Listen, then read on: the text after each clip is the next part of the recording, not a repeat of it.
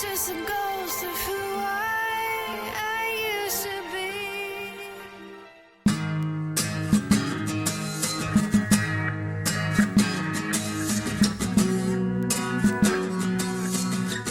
Yeah, I'm just gonna put a cage on today. Just same thing the Nick's doing over here. These bikes both need cages. This one, I actually had a pretty good spill this weekend, and the cages, when they kind of, you know, after a certain amount of falls, they're going to start to eventually tweak and whatnot. So we usually go through a good amount of cages. At least I do. I don't. I have Tiger Shark cages, so I don't have Nick's to got the big giant monster cage. I have the freestyle cage, which for me holds up awesome.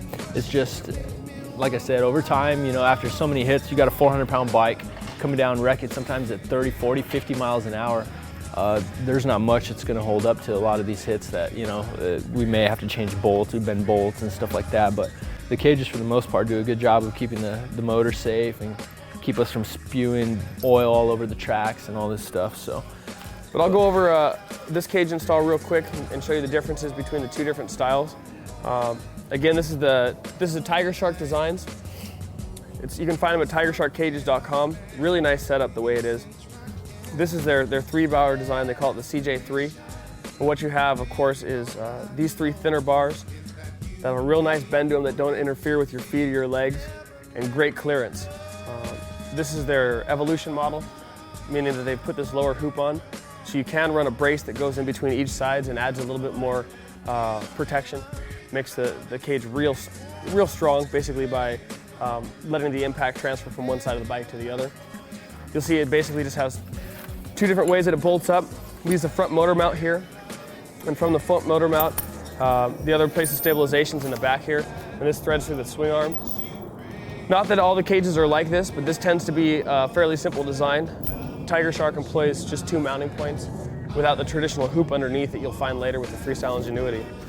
To put it on the bike, literally this is a stock bike with full fairings, no changes to anything. I don't have to trim. I literally just take the unit and slide it through. And after bolting everything up, which you'll see me do in just a moment, it'll sit on the bike flush like this. It gives you great clearance. By the time that you're scraping any of these mounting points here, you're literally, on the street, you're gonna be at a low side. Basically, I can't imagine you charging that hard on the street. It definitely wouldn't be safe if you were out there in the canyons or in the twisties and you were to contact this cage. You were riding at such an ability, you should be at the track anyways. One of those things. But you'll see, I'll put everything on and we'll go from there, and you'll see the finished product in a moment. And I'll let Ernie explain the way the Freestyle Ingenuity cage works. The freestyle cage is a little different than the Tiger Shark cage. Tiger Shark, kind of, now that they put the Evolution bar on there, the design is awesome. I love it. And but with the Freestyle Ingenuity cage, they kind of utilize the whole loop design, which kind of makes it to where if your left side takes a good hit, it utilizes the right side to kind of hold on to it and kind of absorb some of the hit, which I've tried so many cages in the past and whatnot, and you really can't go wrong with a design like this, or same thing how they kind of link the 2 sides together. Once you link the 2 sides together, you kind of have them working together, and it kind of absorbs the hits and kind of takes a lot of the strain off. But it kind of, the way this one mounts up is you have a frame slider that goes on each side, followed by a loop design that goes into each side frame slider. And then the loop is kind of braced on by these arms that go right here on the side, and it utilizes the same thing as the Tiger Shark cage, an axle that goes through the swing arm mount, and it puts everything together, holds it up together nice and sturdy.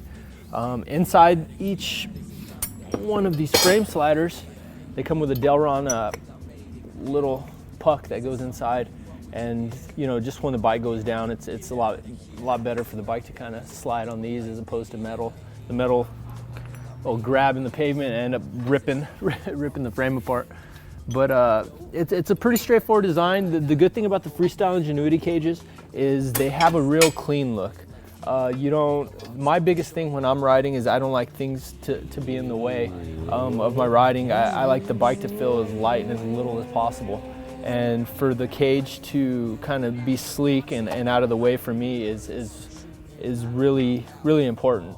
A lot of the new cages though, there's so many cage companies out there now that are making cages, and it's every single one of them has stepped up their game. And I guess it kind of depends on the rider.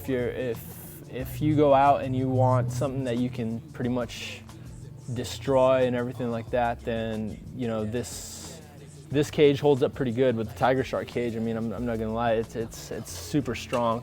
It's got the suspension design, which has the valve spring that goes inside here and holds, kind of gives it a little suspension when it falls, kind of cushions the fall of the cages and whatnot. But for the most part, I've had really good luck with the Freestyle Ingenuity cage, and for me, it's the one. So I'll just throw this together, see if I catch up to Nick. Nick's already got a good jump on me. If I wasn't trying to be so quiet and not overpower Ernie's interview here, I probably would have already been done already. Again, I don't have to trim anything. We were in a hurry to get this bike painted. We're always in a hurry.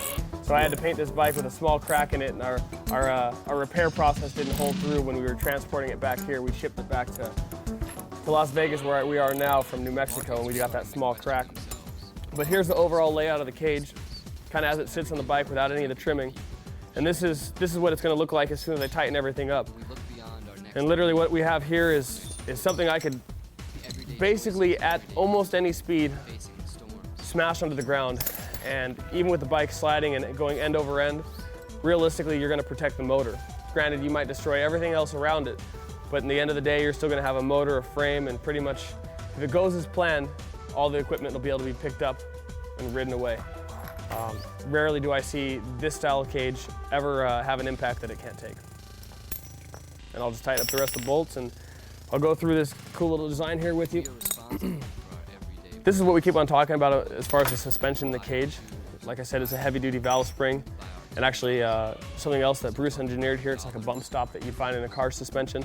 So if the spring does compress too much, it's going to get onto the rubber, and between the rubber and the spring, you're going to have a great piece that's going to stop the majority of the impact from being absorbed into the motor and into the cage, thus, you know, perhaps compromising the motorcycle. Instead, it mostly just sits in this Durlin puck here. So after I tighten up the cage, all I do is slide this in, place that in, and one bolt goes through the middle, and you'll see in a little bit it'll be suspended perfectly. And I'm sure a little bit later today you're going to see it in action. So this is, like I said, the best part of my motorcycle. It allows me to beat on it and have it ask for more. And that's it. 5.5 minutes probably is what you're going to have to take to install this. So literally, if you wanted to be a guy that preferred to have sliders and a cage, let's say a cage when you want to go do freestyle riding or practice our sport, and you still want to go out to the track and suit up and do the weekend warrior gig, you could. Basically, it takes maybe 10 minutes total to toss on a really nice piece of crash protection here and be ready for the street, ready for the track, or ready to go into a parking lot and literally give your bike hell. So, kind of a nice little piece to have.